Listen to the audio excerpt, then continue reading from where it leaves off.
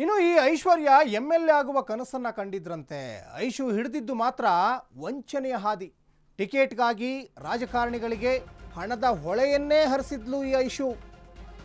ಕಂಡಿದ್ದು ಎಂ.ಎಲ್.ಎ ಆಗಬೇಕು ಅಂತ ಕನಸು, ಆದರೆ ಹಿಡಿದಿದ್ದು ದಾರಿ ಮಾತ್ರ ವಂಚನೆ ದಾರಿ.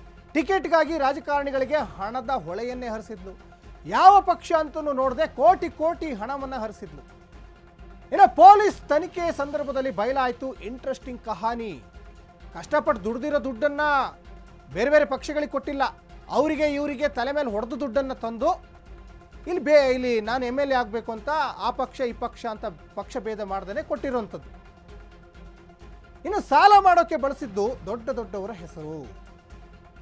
ಡಿ.ಕೆ. ಸುರೇಶ್ ತಂಗಿ ಅಂತ ಅಲ್ಲಿ ಕೂಡ ಬ್ಲ್ಯಾಕ್ ಮೇಲ್ ಮಾಡಿ ಬೇರೆ ಬೇರೆಯವ್ರ ಹತ್ರ, ಯಾಕೆಂದರೆ ಜ್ಯುವೆಲರಿ ಶಾಪ್ ಓನರ್ಗಳ ಹತ್ರ, ದೊಡ್ಡ ದೊಡ್ಡ ಉದ್ಯಮಿಗಳಿಗೆ, ಮತ್ತು ಚಿತ್ರರಂಗದಲ್ಲಿ ಸಾಕಷ್ಟು ಜನ ಒಂದು ಒಳ್ಳೆ ಸಿನಿಮಾ ಮಾಡಬೇಕಂತ ನಿರ್ಮಾಪಕರು ಕೂಡ ಎಲ್ಲ ಹಣ ಹೊಂದಿಸ್ಕೊಂಡು ರೆಡಿಯಾಗಿರ್ತಾರೆ. ಅಂತಹ ನಿರ್ಮಾಪಕರಿಗೆ, ದೊಡ್ಡ ಬಿಸ್ನೆಸ್ ಮ್ಯಾನ್ಗಳಿಗೆ, ಇಂಥವ್ರಿಗೇ ಬಲೆ ಹಾಕಿರುವಂಥದ್ದು. ಈ ಐಶ್ವರ್ಯ ಏನು ಸಣ್ಣ ಪುಟ್ಟ ಗಿರಾಕಿಗಳಿಗೇನು ಹೋಗಿ ಅಲ್ಲಿ ಬಲೆ ಹಾಕಿದ್ದ ಇನ್ಸಿಡೆಂಟೇ ನಡೆದಿಲ್ಲ.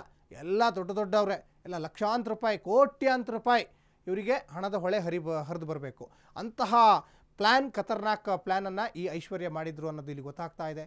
ಇನ್ನೊಂದು ಕಡೆ ಸಾಕಷ್ಟು VIP ಗಳ ಜೊತೆ ಎಲ್ಲ ಕೂಡ ಮಾತಾಡಿದ್ದಾರೆ. ನೋಡಿ, ಇಲ್ಲಿ ರಾಮನಗರದ ಓರ್ವ ಶಾಸಕನ ಜೊತೆ ಮಾತಾಡಿದ್ದಾರೆ, ಧಾರವಾಡದ ಒಬ್ಬರು ಶಾಸಕರ ಜೊತೆ ಮಾತಾಡಿದ್ದಾರೆ. ಆಮೇಲೆ ಇತ್ತೀಚೆಗೆ ಅವರು ಶಿಲ್ಪಗೌಡ ಅನ್ನೋರು ಕೂಡ ಇವ್ರ ಮೇಲೆ ಕಂಪ್ಲೇಂಟನ್ನು ಮಾಡಿದರು. ನೋಡಿ, ಮಂಡ್ಯ ಜಿಲ್ಲೆಯ ಓರ್ವ MLA ಇಷ್ಟು ಜನ ವಿಡಿಯೋ ಕಾಲಲ್ಲಿ ಮಾತಾಡಿದ್ದಾರೆ.